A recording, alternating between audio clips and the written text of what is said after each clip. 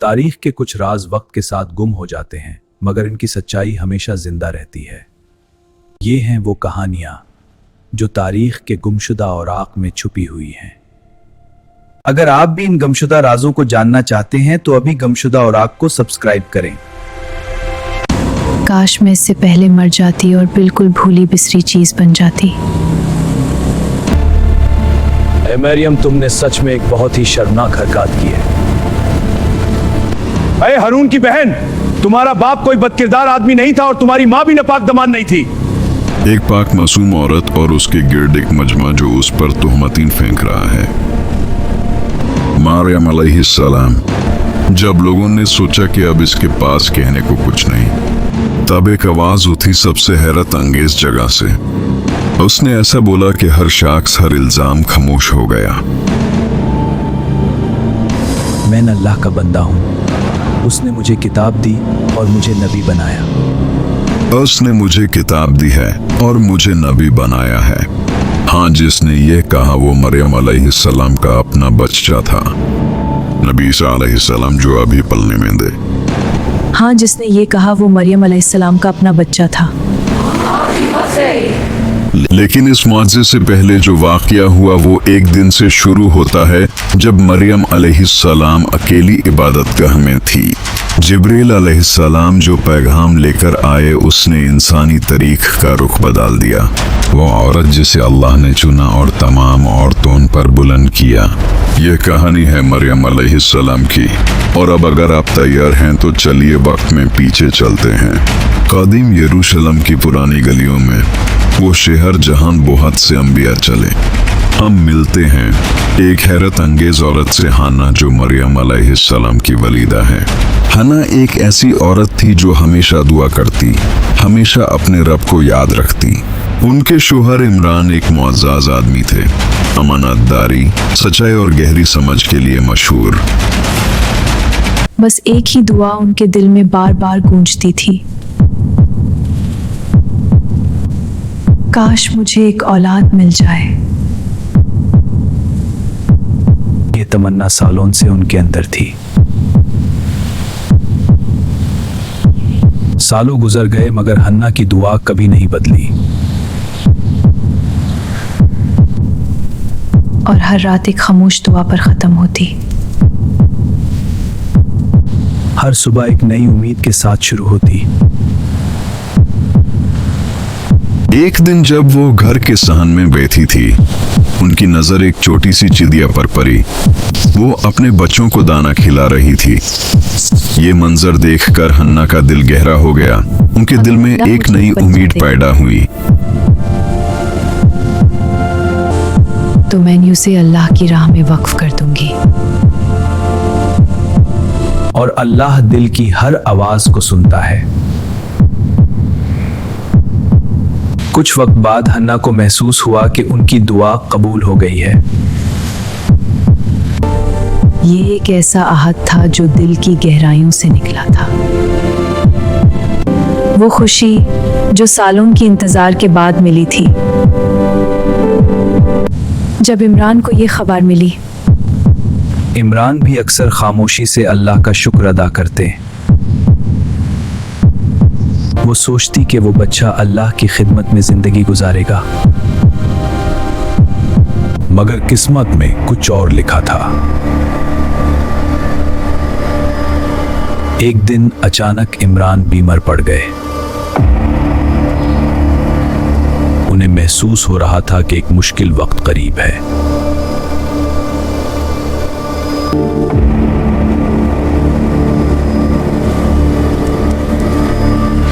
इमरान की तबीयत रोज बरोज कमजोर होती जा रही थी। वो अल्लाह से रहमत और सब्र मांगती रही। फिर एक रात सब कुछ बदल गया। हन्ना ने सब्र के साथ अल्लाह की मर्जी को कबूल किया। अब वो अकेली थी। और फिर एक नई जिंदगी ने दुनिया में कदम रखा।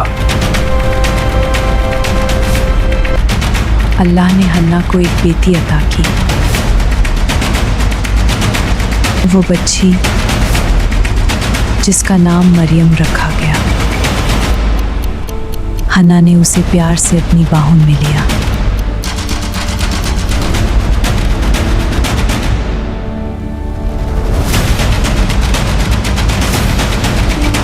वो जानती थी कि ये बच्ची अल्लाह की अमानत है। इस बच्ची के लिए एक खास मुकद्दर लिखा जा चुका था। मगर उस वक्त हन्ना सिर्फ एक माँ थी जो अपनी बेटी को देखकर खुश हो रही थी और अल्लाह का शुक्र अदा कर रही थी। मगर असली कहानी अभी शुरू होने वाली थी। वो दिन भी करीब आ रहा था।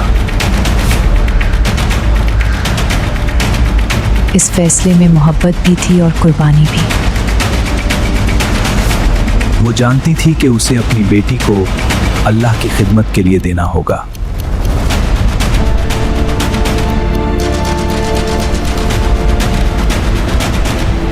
जहां उसे अल्लाह की इबादत के लिए समर्पित किया जाएगा। लेकिन अभी मरियम एक छोटी सी बच्ची थी जो अपनी माँ की मोहब्बत में महफूज थी। वक्त गुजरता गया और मरियम धीरे धीरे बड़ी होने लगी। उसकी मासूमियत सबके दिल को छू लेती थी। हन्ना उसे हमेशा अल्लाह की याद दिलाती और मरियम बचपन से ही इबादत से मोहब्बत करती थी। लोग कहते थे कि यह बच्ची कुछ अलग है। हन्ना जानती थी कि वक्त करीब आ रहा है। वो दिन जब मरियम को बैतुल मक़दीस ले जाना होगा और एक दिन वो सफर शुरू होने वाला था।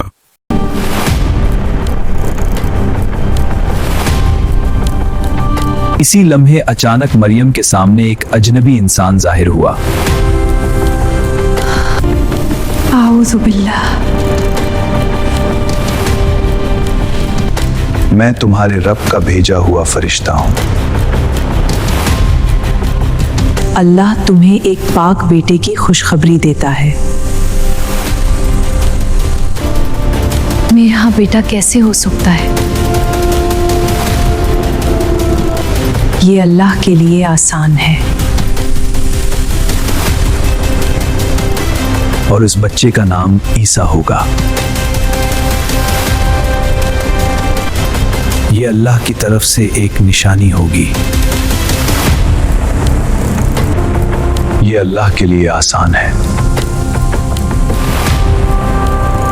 ये खबर सुनकर मरियम का दिल अल्लाह के हुक्म के आगे झुक गया। वक्त गुजरता गया और अल्लाह के हुक्म से मरियम हामिला हो गई। मरियम लोगों की नजरों से दूर एक खामोश जगह चली गई। दिन गुजरते गए और विलादत का वक्त करीब आ गया। इसी लम्हे अल्लाह की मदद पहुंची। आसमान से एक तसल्ली बख्श आवाज आई। और खजूर के दरख्त को हिलाओ। आसमान से एक तसल्ली बख्श आवाज आई। मरियम ने अल्लाह के हुक्म पर अमल किया। गम न करो, तुम्हारे रब ने तुम्हारे लिए पानी का चश्मा जारी कर दिया है। ताजा खजूरें जमीन पर गिरने लगी। मरियम ने अल्लाह के हुक्म पर अमल किया। ताजा खजूरें तुम पर गिर पड़ेंगी। फिर वो अजीम लम्हा आ गया। ईसा की विलादत हो गई। अल्लाह ने एक अजीम नबी को दुनिया में भेज दिया था। मरियम जानती थी कि अब उन्हें अपनी कौम का सामना करना होगा।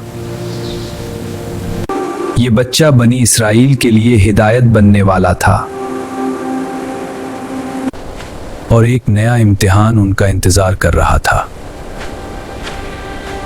उनके दिल में सुकून भी था और आने वाले इम्तिहान का एहसास भी। ये कौन है? बच्चे के साथ औरत, ये कहां से आई? अरे हारून की बहन, तुम्हारा बाप कोई बदकिरदार आदमी नहीं था और तुम्हारी माँ भी नापाक दमान नहीं थी। This is shameful. Who is the father? Speak, Maryam. Do not be silent.